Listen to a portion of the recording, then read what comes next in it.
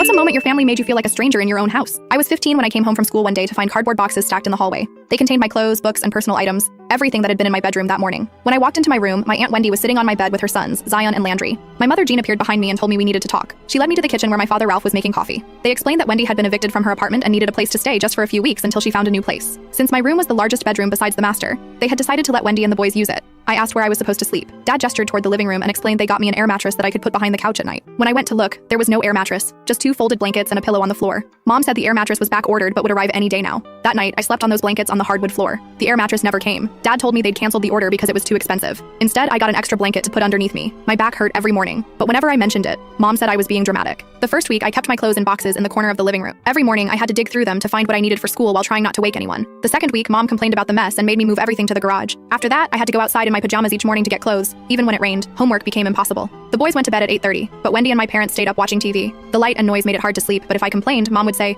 "This is hard for everyone, Lillian." By the third week, I started staying at school until the library closed at 5 vibes. Then I'd go to the public library until 9 vibes. It was the only way to get homework done. When Dad questioned where I'd been, I told him I needed somewhere quiet to study. He nodded but didn't offer any solutions. At the 1-month mark, I asked when Wendy would be moving out. Mom said Wendy was still looking and I needed to be patient. That night, I overheard Wendy tell my parents she'd been denied for 3 apartments because of her credit score. For Thanksgiving, we had a big family dinner. I helped cook all day, then ate quickly and went to the library. When I returned, Aunt Wendy had fallen asleep on my blankets. I ended up sleeping in a chair. The next morning, no one mentioned it. December arrived and the house was decorated for Christmas. Mom put a small tree in the corner where I usually slept, so I had to move my makeshift bed behind the armchair. The space was even smaller, and I woke up with leg cramps every morning. My grades started slipping. My English teacher asked if everything was okay at home. I lied and said yes. What was I supposed to say? That I'd been sleeping on the floor for 2 months while my aunt lived in my room? The weekend before Christmas, I came home to find Mom and Wendy wrapping presents. They'd bought the boys new video games and toys. I heard Mom tell Wendy they would just put it on the credit card. Later, I found the receipt from the toy store showing they'd spent over $300 on my cousins. For Christmas, I got a $25 gift card to a clothing store. On Christmas Eve, Zion spilled juice on my history textbook that I'd left on the coffee table. When I got upset, Dad said, "It's just a book. The school will understand." The school didn't understand. I had to pay to replace it.